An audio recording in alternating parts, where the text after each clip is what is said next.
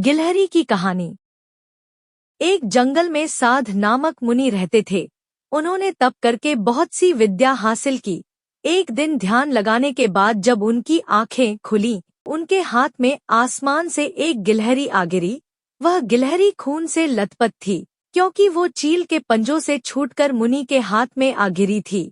गिलहरी मौत के डर से कांप रही थी। मुनि को उसके ऊपर दया आ गई। उन्होंने सोचा, क्यों न इसे अपनी विद्या से अपनी बेटी बना लूं। मेरी पत्नी कब से संतान प्राप्ति की चाह रख रही है, लेकिन उसके भाग्य में संतान है ही नहीं। अब यह बात बताकर उसे दुखी करने की जगह कुछ साल इस गिलहरी को ही बेटी बनाकर उसे सौंप देता हूँ। इतना सोचते ही मुनि ने एक मंत्र पढ़कर गिलहरी को एक छोटी सी बच्ची बना दिया। वो उस गिलहरी को बच्ची बनाने के बाद गोद में उठाकर अपनी पत्नी के पास लेकर आए। उन्होंने कहा, लो अब इसे अपनी बेटी मानकर ही पालना। सोच लो, भगवान ने तुम्हारी सुन ली है। मुनि की पत्नी छोटी बच्ची देखकर खुश हो गई। अब गिलहरी से बच्ची बनी लड़की मुनि के घर में बड़े लाड़ प्यार से पलने लगी। मुनि की पत्नी ने कुछ दिनों के बाद बच्ची का नाम वेदांता रखा। मुनि और मुनि की पत्नी दोनों ने बड़े प्यार से वेदांता को पाला। मुनि को बहुत खुशी थी। उसकी पत्नी को अपनी ममता लुटाने के लिए एक बेटी मिल गई। कुछ समय के बाद उसकी परवरिश में मुनि भूल ही गए कि वो एक गिलहरी है। वेदांता को मुनि ने अच्छी पढ़ाई लिखाई करवाई। देखते ही देखते वेदांता 16 साल की हो गई। अब मुनि की पत्नी को अपनी सुंदर बेटी की शादी करवाने की चिंता होने लगी। उन्होंने यह बात मुनि से की। अपनी बेटी की तरफ देखते हुए मुनि को भी लगा कि इसका अब विवाह हो जाना चाहिए। मुनि ने अपनी पत्नी से कहा कि तुम चिंता मत करो, मैं इसके लिए योग्य वर ढूंढ लूंगा। मुनि को लगा कि मेरी बेटी बहुत सुंदर है और उसकी शिक्षा दीक्षा भी अच्छी हुई है, इसलिए उन्होंने अपनी सिद्धि से सूर्य देव को पुकारा।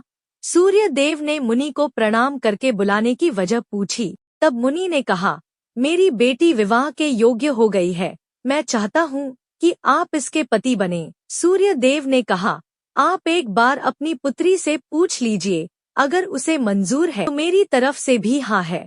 तब वेदांता बोली, पिताजी, यह बहुत गर्म है, मैं इनके पास नहीं जा पाऊंगी और ना ही इन्हें देख पाऊंगी। मुनि ने वेदांता से कहा, कोई बात नहीं, हम दूसरा वर देख लेंगे। तभी सूर्य देव ने कहा, हे मुनिवर, मुझसे श्रेष्ठ बादल है, आप उनसे बात कीजिए, वह मेरे प्रकाश को भी ढक देते हैं। मुनि ने अब बादल को याद किया।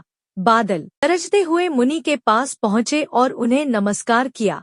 इस बार मुनि ने सीधे वेदांता से पूछा, क्या तुम्हें यह वर पसंद है? वेदांता ने जवाब दिया, पिताजी, मेरा रंग गोरा है और इनका काला, हमारी जोड़ी अच्छी नहीं लगेगी। तब बादल ने मुनि से कहा, आप पवन देव को बुलाइए, वे मुझसे श्रेष्ठ हैं, उनमें मुझे उड़ाकर इधर से उधर ले जाने की ताकत है। अब मुनि ने पवन देव का स्मरण किया। पवन देव के आते ही मुनि ने अपनी बेटी से पूछा, क्या आपको यह वर पसंद है? वेदांता बोली, पिताजी, यह तो एक जगह ठहरते ही नहीं है, इनके साथ मैं घर कैसे बसा पाऊंगी? इस बार मुनि ने पवन देव से पूछा, मुझे अपनी पुत्री के लिए वर की तलाश है, आप बताइए कि आपसे श्रेष्ठ कौन है? पवन देव ने जवाब दिया, मुनिवर, आप पर्वत को बुला सकते हैं, वह मेरा रास्ता रोक देते हैं, वह मुझसे श्रेष्ठ हैं। तुरंत मुनि ने पर्वत को पुकारा। पर्वत को देखते ही वेदांता बोली, यह तो पत्थर हैं, इनका दिल भी पत्थर का ही होगा, इनसे विवाह कैसे हो पाएगा पिताजी? मुनि ने हाथ जोड़कर पर्वत देव से पूछा, आपसे श्रेष्ठ कौन है? पर्वतराज ने जवाब दिया, हे मुनि, चूहा मुझ में छेद कर देता है, इस आधार से वह मुझसे श्रेष्ठ है। इतना कहते ही पर्वतदेव के कान से चूहा नीचे कूदा। वेदांता ने जैसे ही चूहे को देखा, वह खुशी के मारे उछल पड़ी।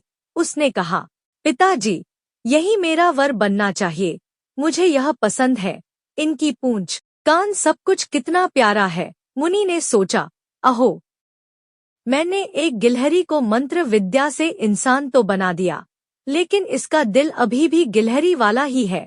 मुनि ने तुरंत वेदांता को गिलहरी बनाया और उसका विवाह चूहे से करवा दिया। विवाह के बाद दोनों खुशी खुशी रहने लगे। कहानी से सीख। इंसान चाहे बाहर से कितना भी बदल जाए, लेकिन उसका दिल वैसा ही रहता है।